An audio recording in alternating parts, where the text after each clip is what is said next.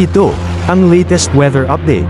Alamin ang pinakasariwang ulat panahon ngayon dito sa Information TV Educational Channel 2. ITGZ patuloy pa rin nakakaapekto sa buong bahagi ng Mindanao at sa Palawan. Ngayong gabi, ITGZ yung magdudulot ng ulap na kalangitan at may mga kalat-kalat na mga pag-ulan, mga pagkidlat at pagkulog sa may bahagi ng Bangsamoro, Zamboanga Peninsula at San Northern Mindanao.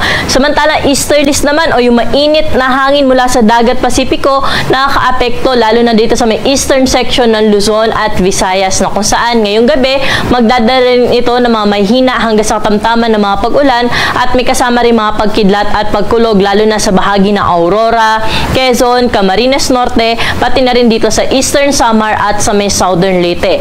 Doble ingat po sa ating mga kababayan dahil kung minsan malakas yung mga pag-ulan po dyan at posible ito magdulot ng mga pagbaha at mga pagguho ng lupa.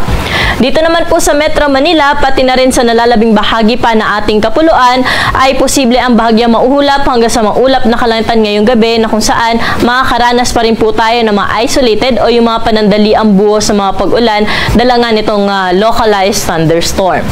Sa kasalukuyan, wala naman tayo minomonitor na LPA or bagyo na posible makaapekto sa ating bansa for the next 3 to 5 days.